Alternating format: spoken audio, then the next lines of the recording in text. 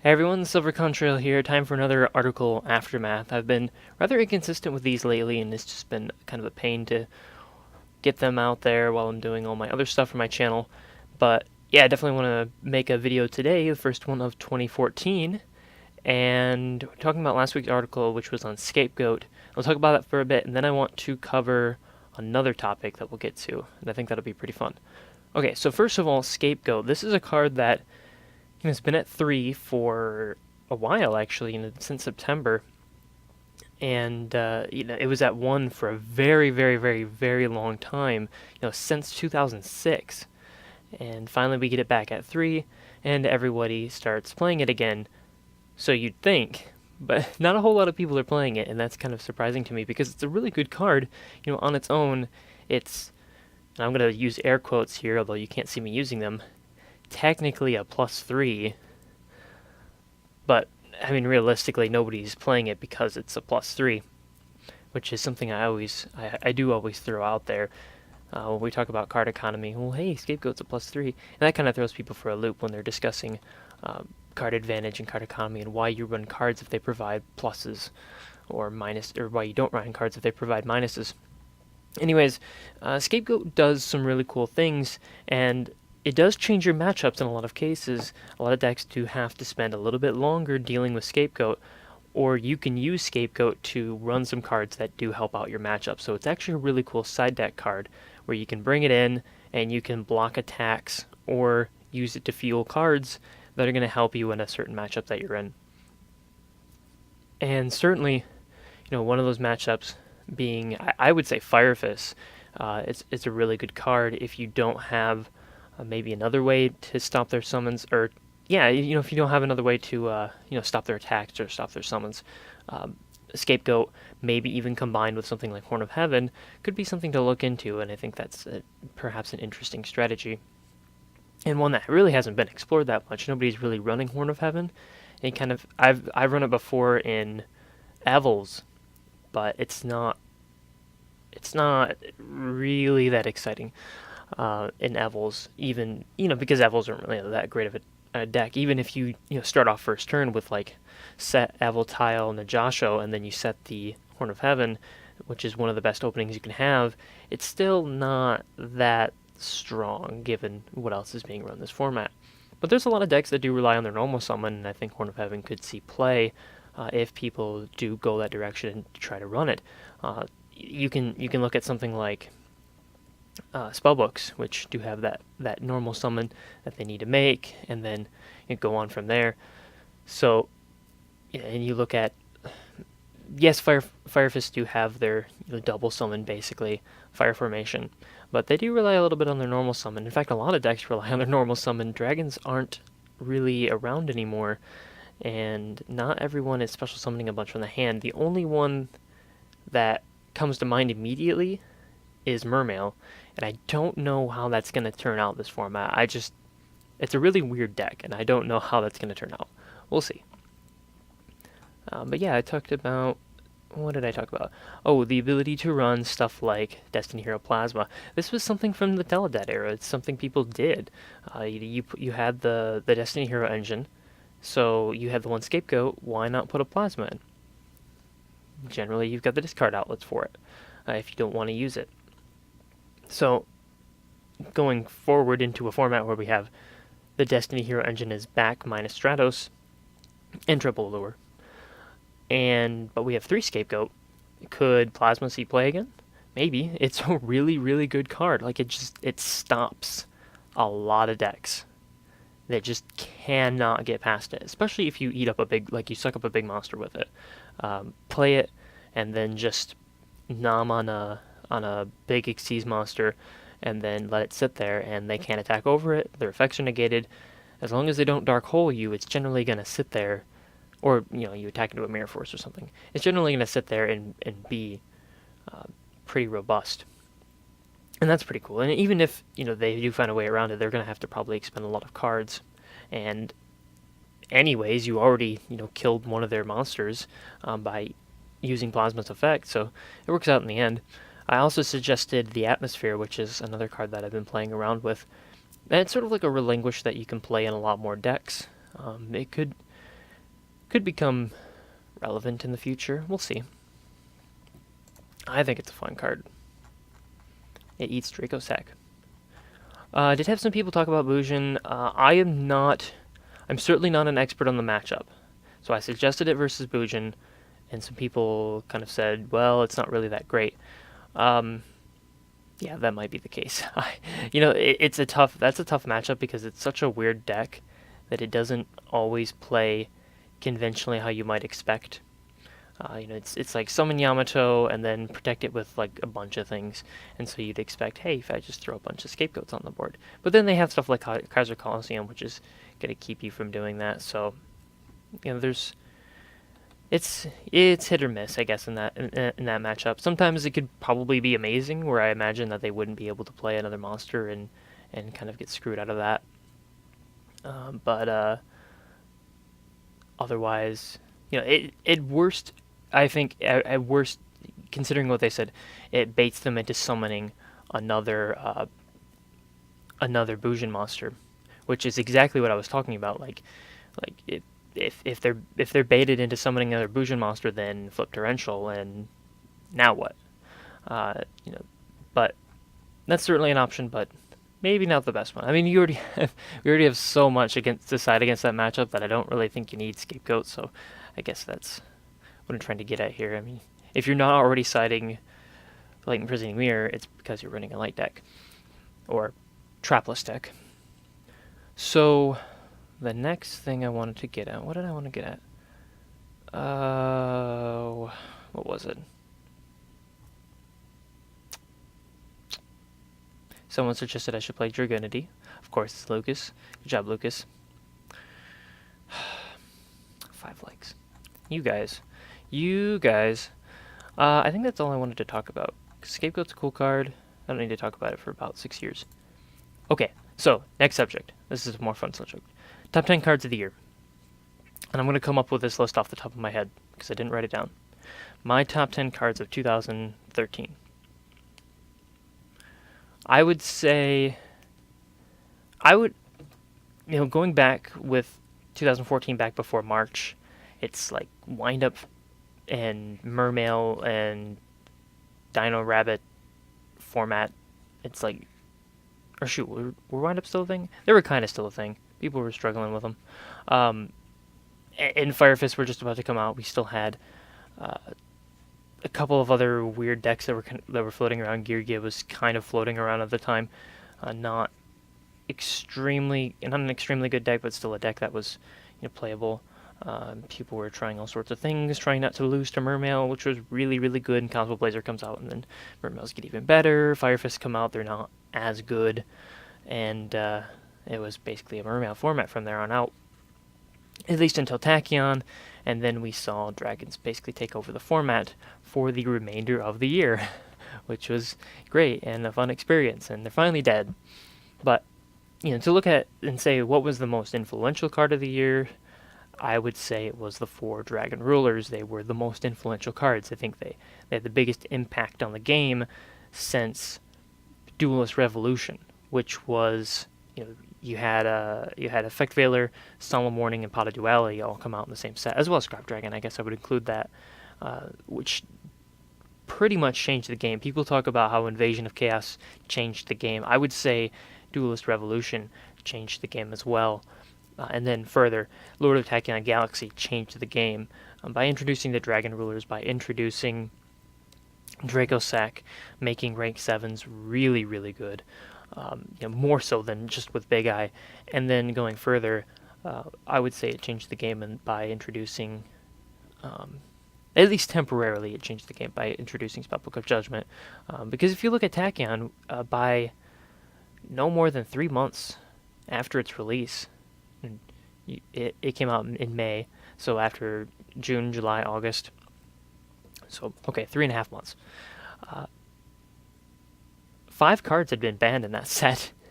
5 cards. That's pretty ridiculous. And it goes to show you just how much power was packed into that set. All the baby dragons, and then Spellbook of Judgment. And now we have 4 additional cards limited from that set, the large Dragon Rulers.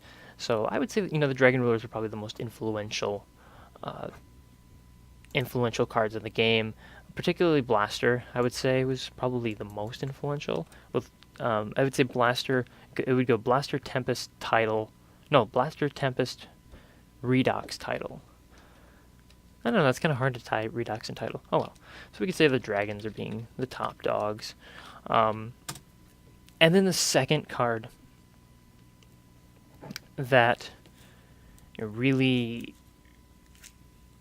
was really influential in terms of coming out and changing the format was Evil Swarm Ophion, because this is a card that said no to people, and it very, very much changed the way people played with regard to their matchup, and it made a lot of decks obsolete. It really did. Any deck that played 5 and highers that couldn't get over it, they were done. I mean, this is the reason why we haven't seen erratics in such a long time. This is the reason why even on a casual level you can't play things like Hazy. It's the reason why so many decks are tricked out basically to take out Ophion because they can't play against it. They just cannot do it. And that's a big deal, as far as I'm concerned. It's probably a bad card for the game. Bad card for the game. Just bad. Moving on, I would say number 3 was probably Abystius, Mermail Abystius. Because this card allowed Mono Mermail to exist, and that deck was extremely good. For a long time, and it still remains really, really good. And it's such a strong card, and it really brought the whole Mermail deck together, and it didn't have to rely on Genix and Dine anymore.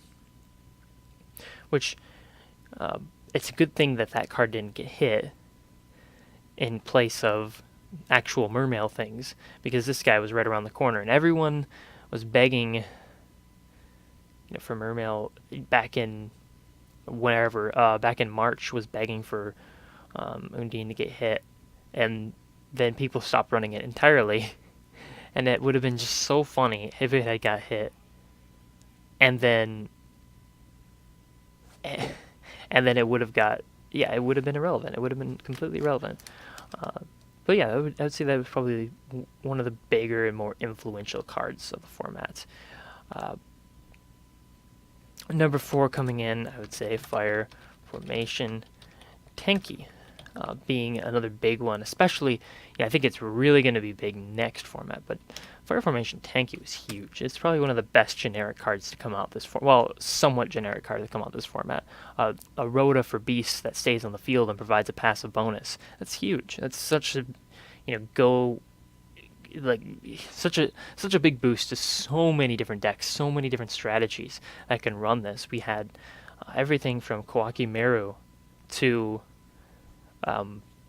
assault mode decks get benefited from Tenki coming into the game. And then, besides the obvious decks that benefit from this, which is Fire Fist and Bushin. For number 5, this card is sort of a tough one to place. I guess I would say Mecha Fanabeast Dracossack. I would say, Dracossack is a big one. It's kind of a big card because of dragons, so it's tough to place on here and say, well, if dragons didn't exist, would people really play Dracossack? Probably not so much. But I still think it's besides Big Eye, I would say it's probably the second best rank 7 in the game, with Big Eye being slightly better. Dracossack, it would be amazing. It would be placed higher even if Mecha Fanabeast as a whole were actually good, but they're just not, unfortunately.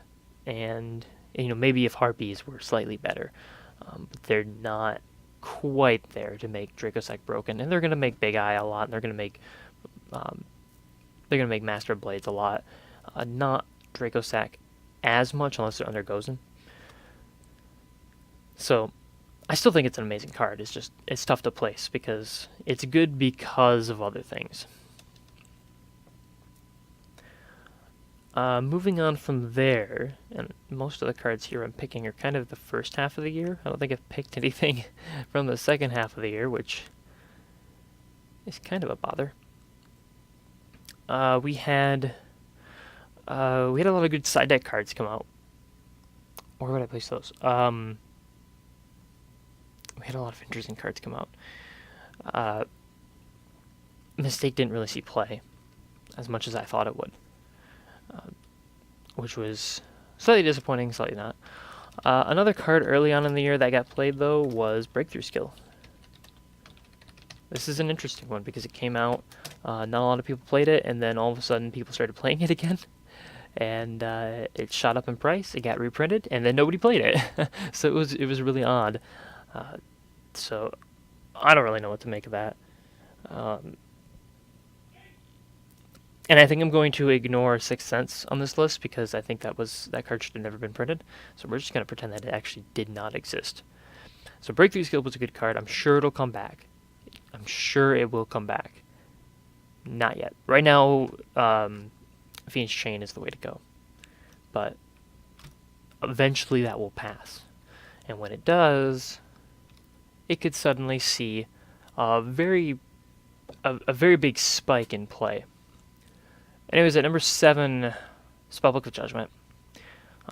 Despite its somewhat short life, I guess you could say that it was a very big card. You know, it was such an important card for the space of time that it existed in the game.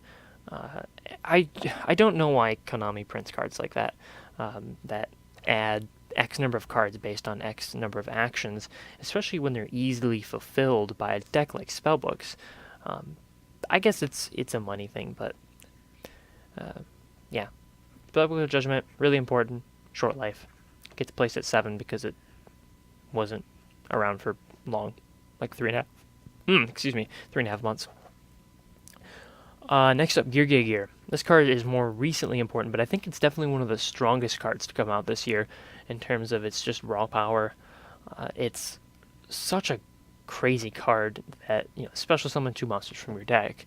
Oh, by the way, boost them to 4 so that you can make your themed Xyz on 1 card. There's no condition attached to it, except that you can't activate more than 1 per turn. Oh, by the way, the cards you just summoned that go to the graveyard for the Xyz summon, after you detach to get a search, a +1, when your Xyz monster goes to the graveyard, you're going to get that monster back. So that's cool too. It's such a strong card. It's straight up a really powerful card. At number 9, I would say Bujin Yamato. Yamato hasn't really come into its own yet. I think we'll see something that next year will be more Bujin centric, especially after the next set. But we'll see. I think Yamato didn't really make a whole lot of impact this format, but I think it'll still be a very big card next format. And then lastly, I'll throw in the Atmosphere on here because I love the Atmosphere, and it's probably my favorite card to come out this year. I would say maybe my top 3 favorite cards would be probably at number 1, Draco Sack, because I just love the airplane theme. 2, Blaster, Dragon Ruler of Infernos, and then probably 3, the Atmosphere. I really love those 3 cards. I think they're really cool, and I don't really play any of them except for Draco Sack occasionally, because I didn't play Dragons, and so yeah. But I think they're all cool cards. Now, if only the Atmosphere was a level 7, then it'd be perfect. I would love to play it in mechas, but unfortunately it's an 8. Anyways, that's it for me today. Yeah, this week is on Girgia, actually. So I'll talk a little bit about that. Karkar, Girgia, side decking against that. It's a little more difficult than you might think, because they just don't care about like 90% of the things that people are siding right now. So that's something to look into, something to watch out for too. Also, I want to point this out, and I should have pointed this out at the beginning of the video. I'm going to be at Garden City, Michigan, for the regionals this weekend. So if you're there, come say hi, do whatever. I'll be wearing my TCGplayer.com shirt. If you ask someone, and if you see someone else with that shirt, and they have blonde hair, that's not me, that's Doug. So don't approach him. And maybe Lucas is also wearing his shirt. So Look for the guy with the drill necklace thing. So that'll be me. Anyways, thank you for listening if you listened in this far, all 20 minutes. And until next time, then.